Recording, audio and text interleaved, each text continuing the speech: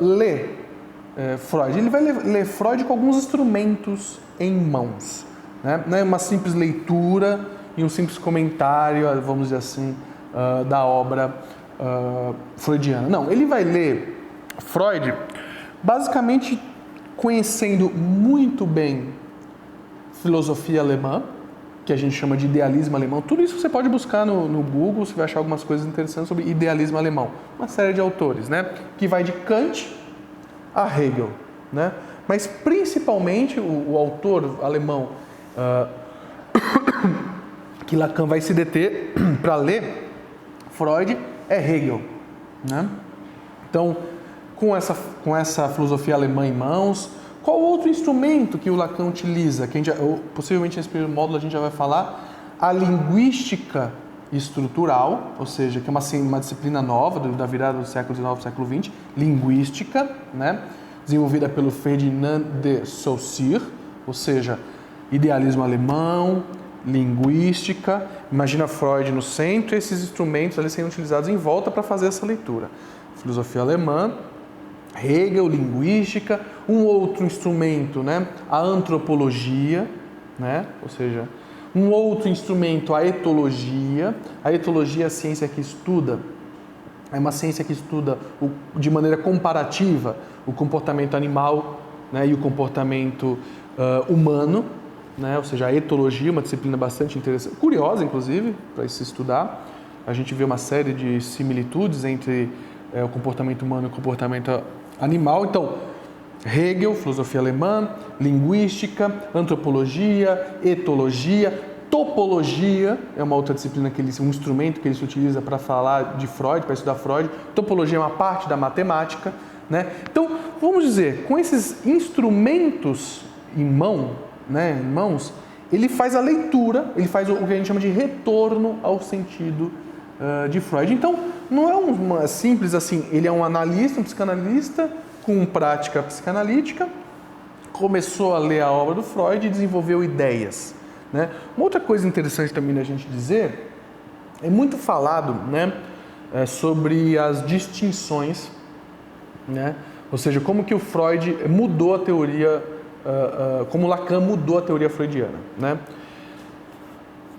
Mais ou menos essa mudança. É importante dizer o seguinte, o que Lacan faz é enriquecer a leitura da obra freudiana com todos esses aspectos e com todas essas disciplinas adjacentes.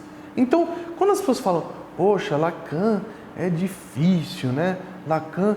Basicamente, a dificuldade é o seguinte, é um cara que está lendo Freud, mas basicamente se utilizando, né, da teoria hegeliana, né, da história, a chamada dialética, depois a gente vai falar sobre essa dialética, e a linguística.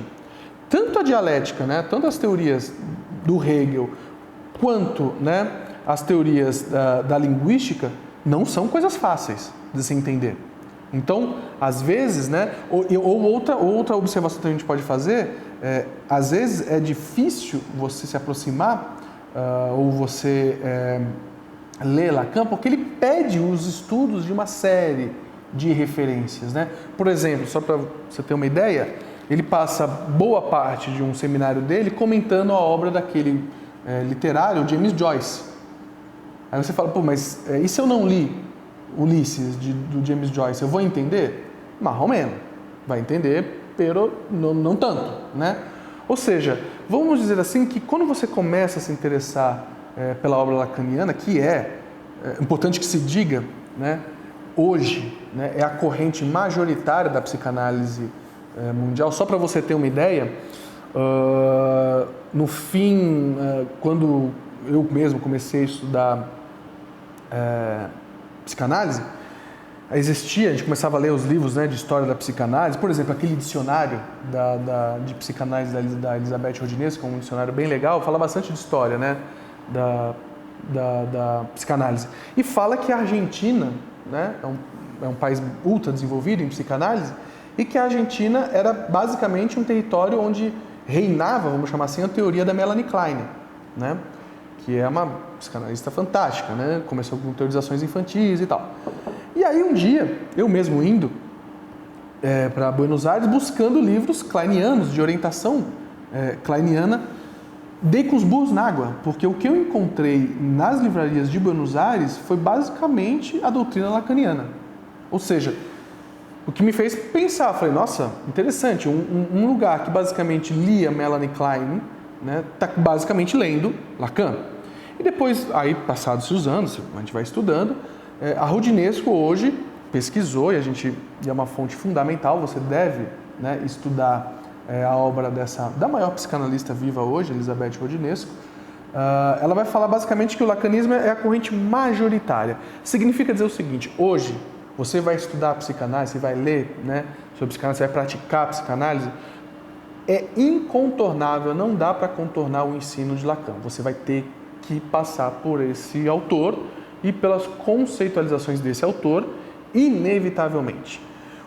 E aí, a partir do que eu estou dizendo aqui, fica evidente, né, vamos chamar assim, de que é um autor que pede, né, uma certa erudição do seu leitor, ou se não erudição prévia, curiosidade e aquilo que aquele filósofo brasileiro, de maneira bem interessante, o Clóvis de Barros Filho, fala que Lacan pede brio, né, do seu leitor. O que é brio? Né, o Clóvis de Barros Filho, ele tem uma fala interessante que ele fala, virou meme até, hoje em dia tudo vira meme, né? Mas virou até meme que ele fala assim, tô lendo um texto, no meu idioma, português, não entendi. Você não desiste. Brio é justamente, se está na minha língua, por que eu não entendo? Vou forçar, uma hora eu vou entender isso aqui. Né? Ou seja, brio é esse esforço, né? É essa paixão pelo saber, né? Que, vamos dizer, Lacan pede para o seu leitor, né?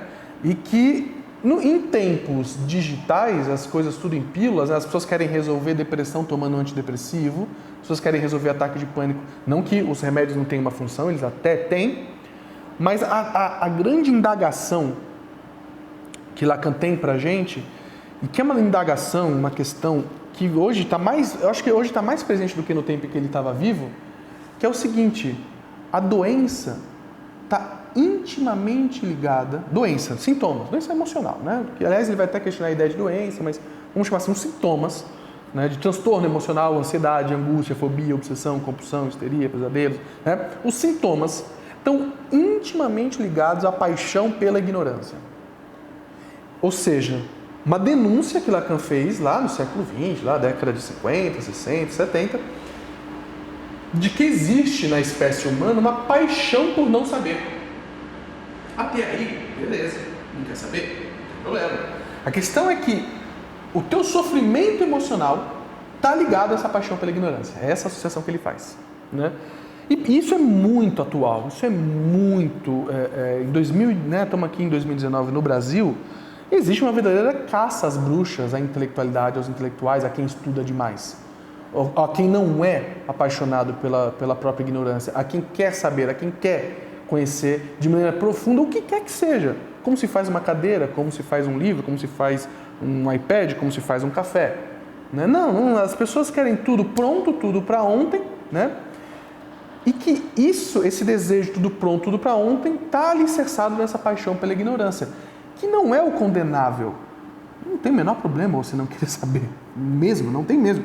A questão que é o problema da psicanálise, que é o problema do Freud, que é o problema do Lacan, que é o motivo pelo qual nós estamos aqui. As pessoas sofrem. Nós queremos entender esse sofrimento e, na melhor das hipóteses, tratar e mitigar esse sofrimento da melhor forma possível. Tá? Então, por isso essa crítica, né, que a gente pode fazer. Bom,